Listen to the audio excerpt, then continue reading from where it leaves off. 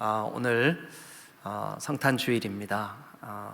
주님 가르쳐 주신 기도를 시리즈로 여러분과 함께 나누고 있는데, 이번 주와 다음 주,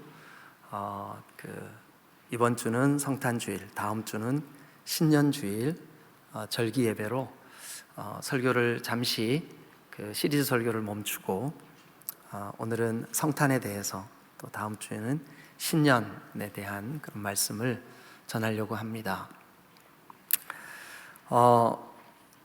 오늘 우리가 함께 지금 읽고 또 나누려고 하는 이 본문이 1장 18절부터인데, 사실은 1장 전체와 그리고 2장 전체를 여러분들과 함께 좀 생각을 해보려고 합니다. 자, 일단 1장 18절을 우리 같이 읽겠습니다. 한 목소리로. 자, 시작. 그리스도의 나심은 이러하니라. 그의 어머니 마리아가 요셉과 약혼하고 동거하기 전에 성령으로 잉태된 것이 나타났더니. 자, 한 번만 따라 하실까요? 예수 그리스도의 나심은 이러하니라. 예수 그리스도의 나심은 이러하니라.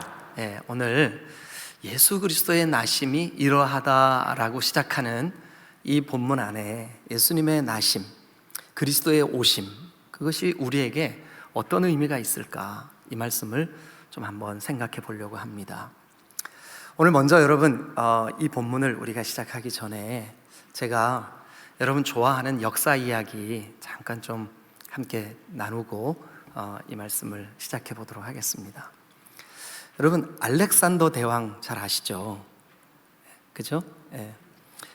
언젠가 한번 제가 그 알렉산더 대왕에 대한 이야기를 설교 시간에 한 적이 있었어요. 그랬는데 예배를 마치고 이제 어떤 남자 집사님, 교회 나온 지 얼마 안 됐어요. 이제 막 집사님 되신, 성경에 대해서 잘 모르시는 그런 성도님인데, 집사님, 알렉산더 대왕 이야기 들으니까 재밌어요. 그랬더니, 목사님, 저는요 나폴레옹은 아는데 알렉산더는 잘 모르겠어요, 그러더라고요. 그래서 왜요? 그랬더니 나폴레옹이라는 술은 있는데 알렉산더라는 술은 없어요, 그러더라고요. 네, 이제 신앙생활 한 지 얼마 안 된 집사님 얘기예요. 네. 알렉산더 얘기를 조금 들려드리고 이 본문을 시작하면 좋겠다는 생각이 듭니다. 우리가 잘 아는 알렉산더 대왕은 그의 아버지 필립스라고 하는 왕이 살해를 당합니다. 그리고 19살의 어린 나이에 이제 왕의 후보가 됩니다. 그래서 마케도니아 제국에 이제 정말 20살밖에 안 된 어린아이 같은 알렉산더가 왕이 됩니다. 이 왕이 아버지 필립이 닦아놓은 그 정치적인 토양 위에 아주 정복 전쟁에 능한 왕으로 거듭나게 됩니다. 그래서 불과 10년 조금 지난 시기에 그 당시 사람들의 개념으로는 온 세계라고 일컬어지는 지중해 근방에 있는 모든 나라들, 오늘날 여러분들이 좀 세계 역사나 아니면 지리에 관심이 있는 분들은 오늘날 중동 전체를 연상을 하시면 좋을 것 같아요. 중동이 지금 20몇 개 나라죠, 그죠? 근데 그 모든 나라들을 전부 다 정복했다라고 할 수 있는 그 정복 전쟁에 이 알렉산더가 어마어마한 전공을 세우고 또 나라의 크기를 확대해 나갑니다. 그런데 알렉산더 대왕이 33살 되던 해, 어떤 역사학자들은 32살이라고도 하는데 그 나이가 뭐 그렇게 중요하겠습니까? 근데 어쨌든 33살 때에 어느 지역을 정복하러 갔다가 그곳에서 몸살 감기가 걸렸는데 그냥 죽어요. 너무 허무하죠.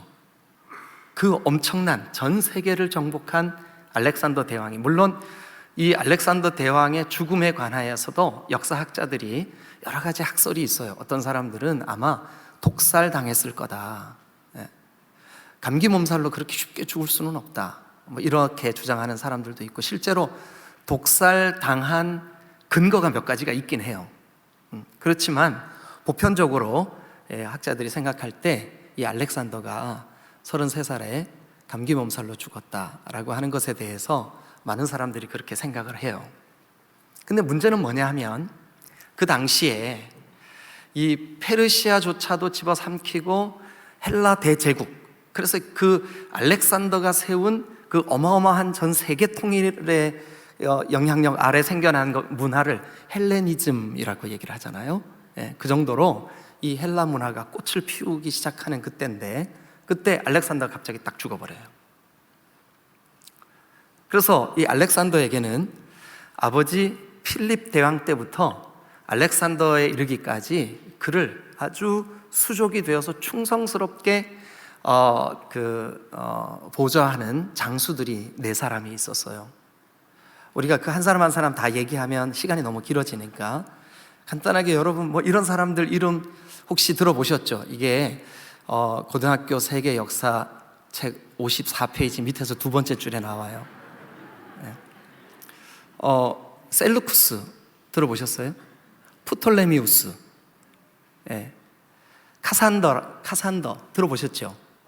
이런 사람들이 한 4사람 정도가 이 알렉산더 대왕에게 아주 강력한 장수들이었었어요.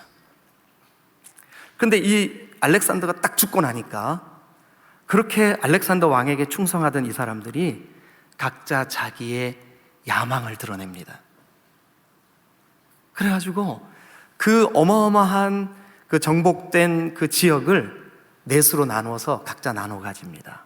그리고 각자 자기의 정통성을 주장해요. 거기에 얽힌 일화가 재미있는 일화들이 많아요. 이 4명의 그 부하 장수 중에 한 사람은 알렉산더의 관을 들쳐미고 도망을 가요. 이게 알렉산더의 시체가 나한테 있으니까 내가 정통성이 있다, 이거를 주장하기 위해서죠. 어쨌든 그런 스토리들은 여러분들이 아마 세계 역사에 관심이 있는 분들은 재미있게 아마 역사 이야기를 읽으셨을 걸로 알고, 지금 그게 중요한 게 아니니까. 그런데 그 알렉산더 대왕의 장수 중에 2사람이, 한 사람은 셀류쿠스, 한 사람은 프톨레미우스, 이 2사람이 만든 그 왕국들이 굉장히 팽팽하게 대립을 하고 싸움을 벌입니다. 전쟁이 끝나지를 않아요. 그 당대의 왕들이 죽고 그들의 2세, 3세들이 태어나도 계속 나라 간의 땅을 빼앗기 위한 정복 전쟁이 계속 지속되는데, 그 기간이 결코 짧지 않았어요. 그런데 그 셀루쿠스 왕조와 그 다음에 프톨레미우스 왕조가 서로 전쟁을 벌여야 되는 그 한가운데 어느 나라가 끼어 있었냐 하면, 여러분이 잘 아시는 나라예요. 유대, 이스라엘. 그 나라가 지정학적인 위치가 그 가운데 딱 끼어 있어. 우리나라도 일본하고 중국하고 싸우는데 그 청나라 또 일본 이 막 두 군데서 지네끼리 지네 땅에 가서 싸우지, 우리한테 비켜줘 막 안 비켜주니까 막 와서 때리고 막 그랬잖아요. 근데 이스라엘도 그랬어요. 이 2 왕조가 대립을 하고 전쟁을 치를 때마다 이스라엘은 막 백성들이 끌려가고 숱한 고난을 겪고 농사지었던 것들을 다 뺏기고, 그리고 자기들이 입맛에 맞는 사람들을 정치 지도자로 세워놓고 자기들의 명령을 따르게 하고, 그러니까 이 이스라엘 나라가, 유대 나라가 심각하게 고통 중에 있었습니다. 대표적인 예로 이제 그 셀루쿠스 왕조의 그 안티오쿠스라고 하는 사람이 자기 스스로 자기 별명을 지어요. 뭐라고 짓냐 하면 에피파네스. 이게 무슨 뜻이냐 하면 신이 내려왔다, 이런 뜻이에요. 신의 현현이라는 뜻이에요. 신이 내려왔다, 에피파네스. 근데 자기가 에피파네스래요. 그래서 그 사람의 이름이 안티오쿠스 에피파네스예요. 이 사람이 예수님이 이 땅에 오시기 한 160년경에 예루살렘을 쳐들어와 가지고 성전을 짓밟고, 백성들이 그동안 구약의 율법을 지키면서 매일마다 드리던 그 매일제, 그걸 상번제라 그래요. 그 제사를 못하게 하고 하나님께 예배를 못하게 하고 율법의 규정을 지키면서 사는 사람들을 공개적으로 처형을 하고 이런 일들을 막 벌입니다. 특별히 그 성전을 빼앗고 군합발로 그 성전을 막 짓밟고 여러분, 이스라엘 백성들은 성전에 들어가는 것을 굉장히 두려워하는 마음으로 그렇게 예배를 하는 삶을 사는 사람들인데, 그 성전에 가증한 것, 즉 제우스 신상을 성전에 세워놓고, 그리고 그 자기의 생일이 몇 월인지는 제가 잘 모르겠는데 하여튼 25일이에요. 그래가지고 매월 25일을 자기 생일을 기념하라고 그러고, 돼지를 아주 막 100근이 넘는, 100근 얼마 안 되는가? 하여튼 그럼 200근이 넘는 돼지를 잡게 해서 그 피를 세상의 성전 벽에다가 막 바르고, 그러니 이스라엘 백성들은 그 모습을 보고 막 가슴을 치면서, 하나님, 언제까지입니까? 언제까지 우리가 이걸 참아야 됩니까? 언제까지 이 고통이 지속될 겁니까? 이게 백성들의 한숨이었어요.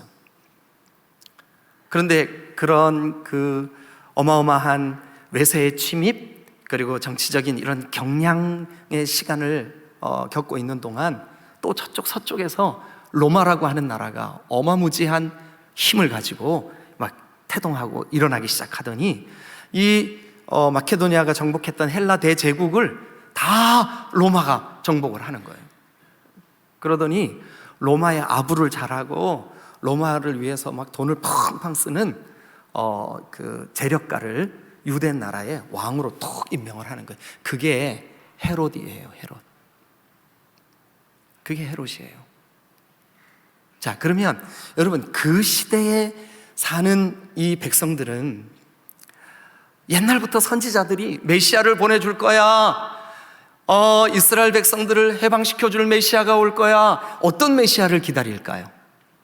외세를 무찔러줄 메시아, 이 압제로부터 백성들을 회복시켜 해방시켜줄 메시아, 정치적인 힘으로 그리고 군사적인 힘으로 그 침입한 그 외국 로마를, 혹은 이 셀루쿠스나 이 프톨레미우스 왕조들의 그런 어떤 그 전쟁의 상처들을 좀 치유해 줄 만한 그런 메시아가 오기를 백성들이 기다렸어요.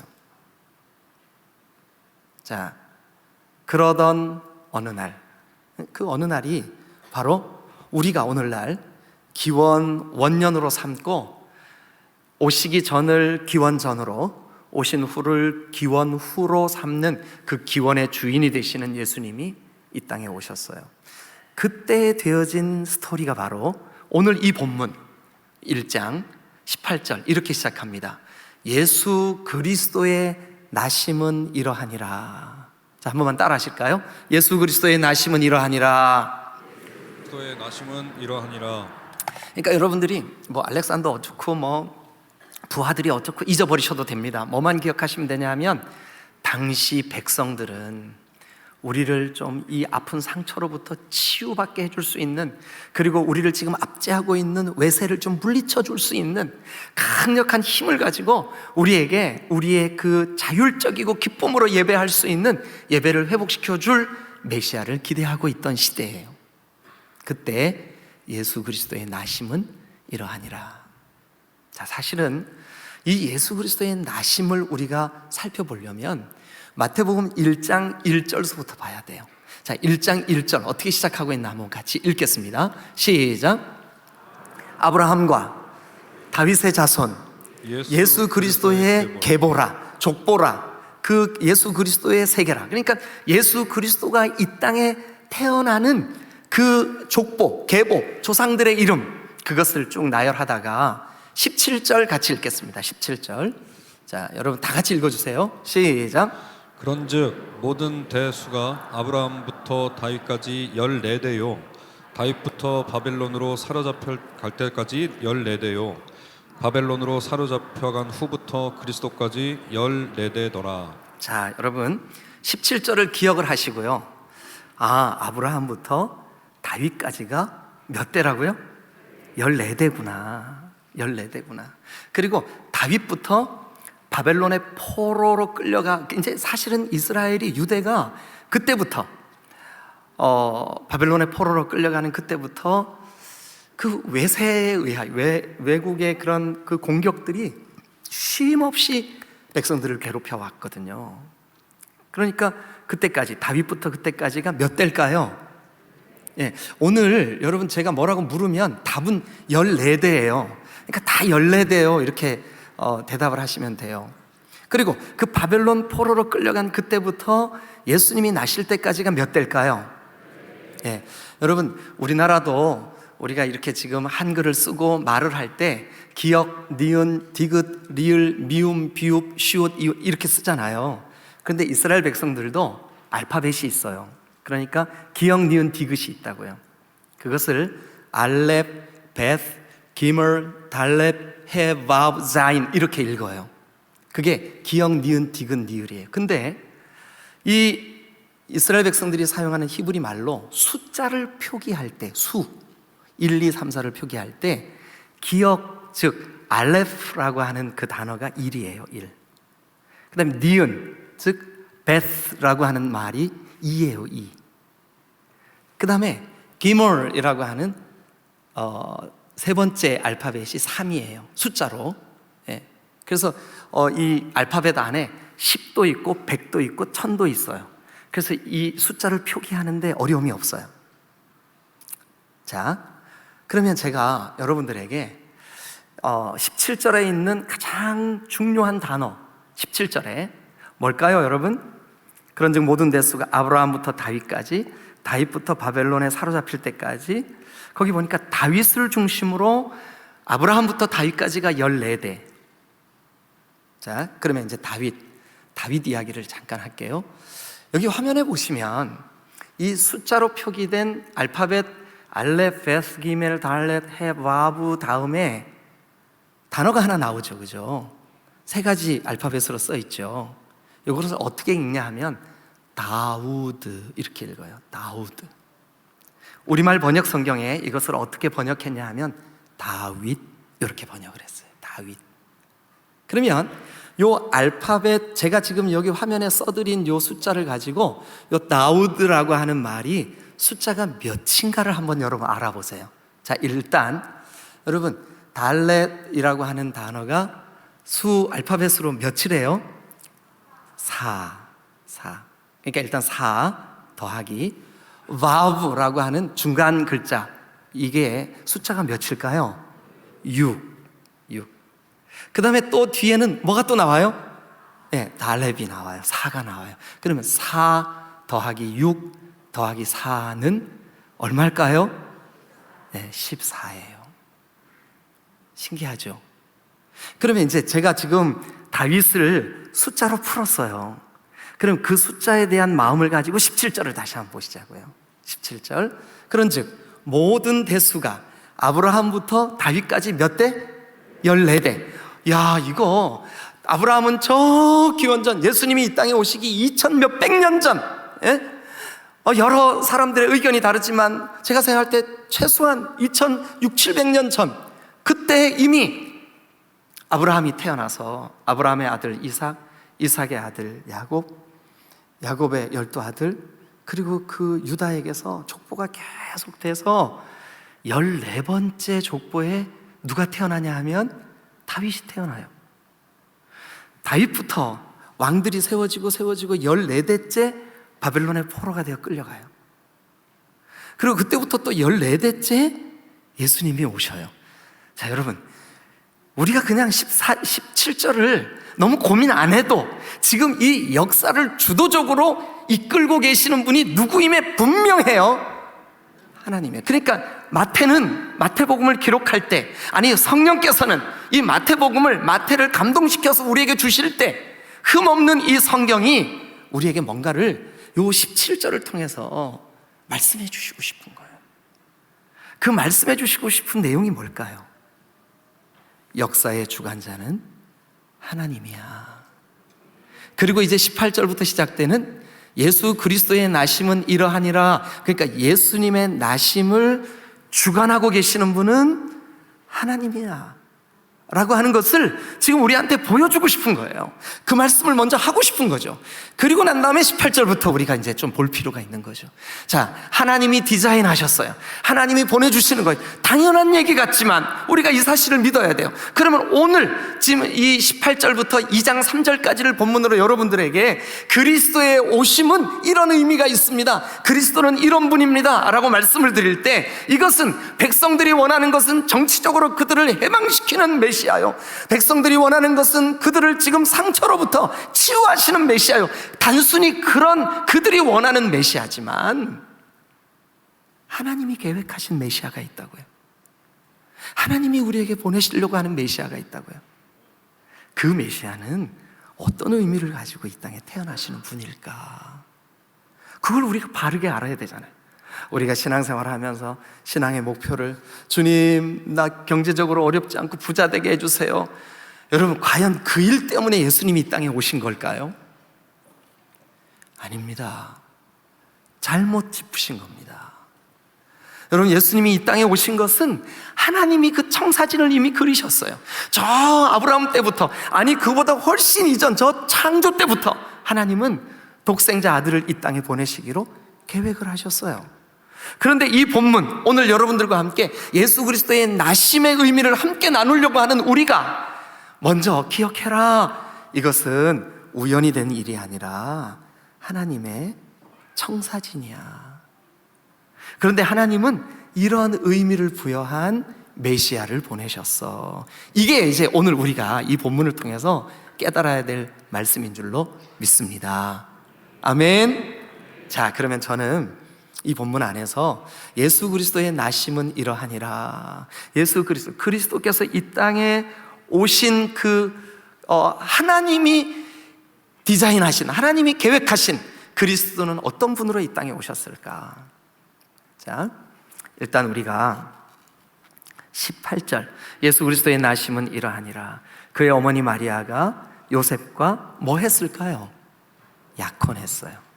그런데 같이 동거하기 전에, 여러분 이스라엘 사람들은 결혼보다 약혼이 법적으로 더 무게감이 있어요.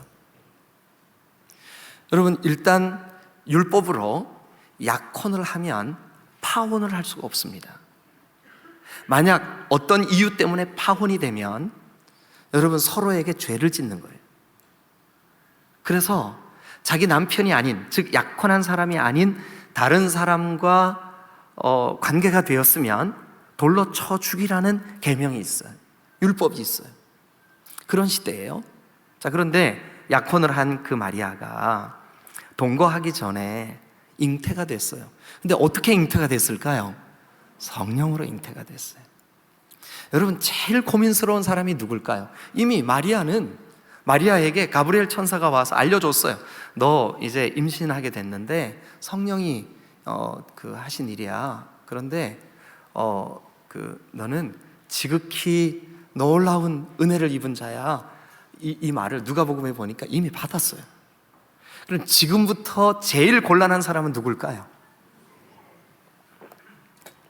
박요셉이 아니고요, 예수님의 아버지 요셉이에요. 요셉이 얼마나 고민스러웠을까요? 제가 나사렛에 가보니까요, 예수님의 아버지 요셉네 집하고 예수님의 어머니 마리아 집이 앞뒤집 붙어 있어요. 이렇게 가까워요. 이렇게 있어요. 그러니 어려서부터 얼마나 잘 알았을까요? 그런데 이미 뭐 부모님 때 했는지 어땠는지 모르겠지만 우리 서로 결혼시키자, 그리고 여기 약혼까지 했어요. 너무나 사랑하는 그 여인, 그리고 너무나 잘 아는 여인. 근데 그가 지금 배가 이만큼 불러왔어. 이걸 어떻게 해야 돼? 만약에 내가 파혼을 하게 되면 돌에 맞아 죽을지도 몰라. 사랑하는데. 그러니 요셉이 얼마나 고민이 많았겠습니까? 그래서 고민을 하고 있는 그 요셉에게 여러분 19절을 보니까 그의 남편 요셉은 의로운 사람이라 이 일을 드러내지 않고 가만히 이 아기를 끊어버리고자 했어요. 그런데 이 일을 고민하고 있을 때죠, 생각하고 있을 때, 이 일을 막 고민하고 있을 때 주의 사자가 현몽하여 이르되, 주의 천사가 요셉에게 나타나 주신 거죠. 그러면서 이렇게 얘기합니다. 다윗의 자손 요셉아, 너의 아내 마리아 데려오기를 무서워하지 마라. 마리아 데려오기를 무서워하지 마. 그에게 잉태된 것은 성령으로 된 것이니라 하면서 요셉에게 성령으로 잉태된 이 메시아 그리스도, 그런데 그 메시아를 지금 이 본문은 우리가 17절을 관찰한 이유가 뭐냐면, 누가 지금 이 일을 진행하고 있어요? 누가 계획하셨어요? 그렇습니다. 하나님이 이 일을 계획하셨고 주도하고 계시고, 오늘 이 시간에 지금 이 요셉에게 그 일을 드러내시는 거죠. 뭐라고 말씀하시냐 하면, 너 아들 낳을 거야. 네 아내가 아들 낳을 거야.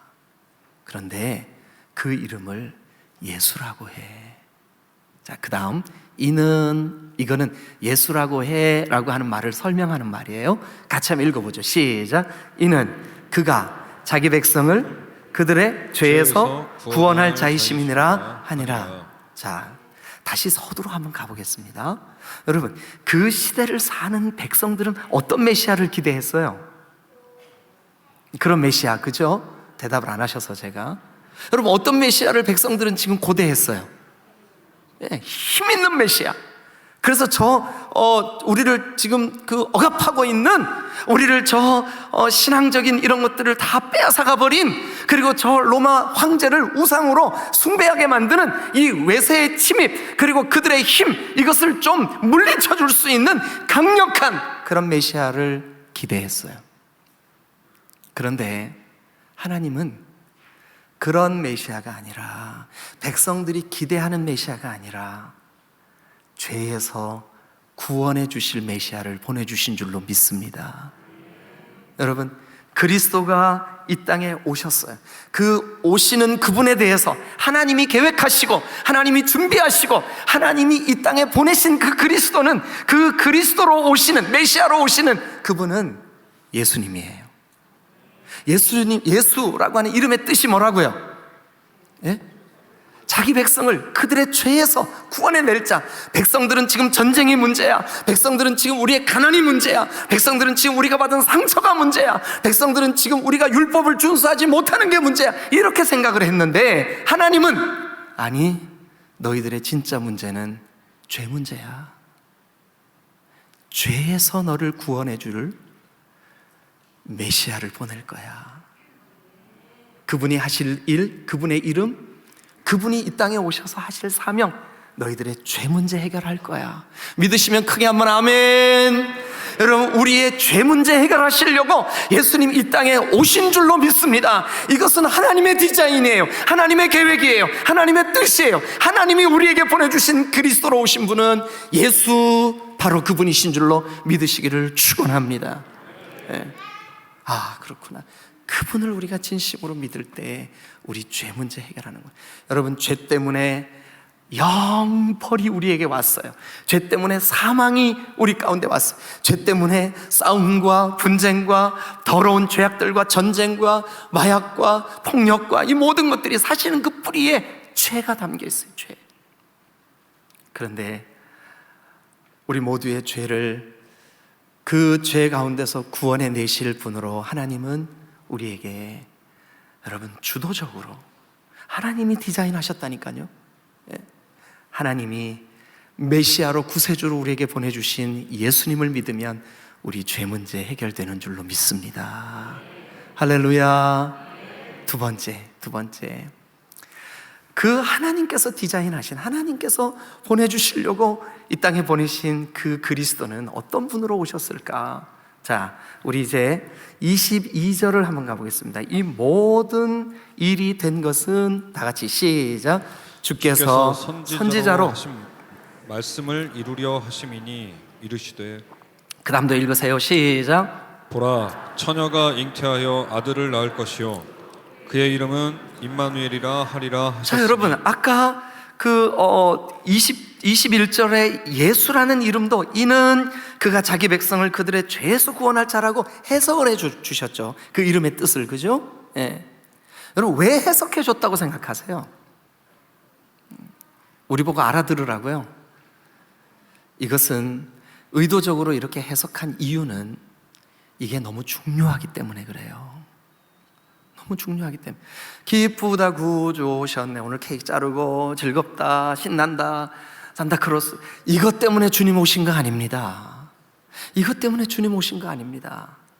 여기 보니까 예수 그리스도의 그 나심에 대하여 이미 예수님이 이 땅에 오시기 700년이나 전에 이사야라고 하는 선지자가 이사야 7장 14절에서 보라 처녀가 잉태하여 아들을 낳을 것인데 그 이름이 임마누엘이라 하리라. 임마누, 우리와 함께 계신다. 엘, 하나님의 하나님. 붙이면 이거예요. 임마누엘, 하나님이 우리와 함께 계신다. 하나님이 우리와 함께 계신다.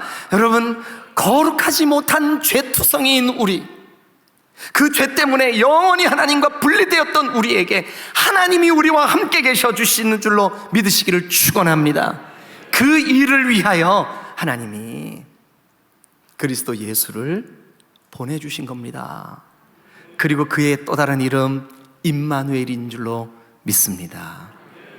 여러분, 우리는 거룩하지 못한 인생, 그 거룩하신 하나님이 어떻게 우리와 함께 하십니까? 그래서 우리에게 메시아 구주로 오신 그 예수님이 우리의 거룩하지 못한 모든 죄를 다 대속하셨기에 우리가 이제 거룩하신 하나님을 닮아 거룩한 백성으로, 성도로 살아갈 수 있도록 임마누엘 하신 줄로 믿으시기를 축원합니다. 이게 얼마나 큰 은혜냐고요. 그 어떤 선물보다 소중한 선물이 바로 임마누엘인 줄로 믿으시기를 축원합니다.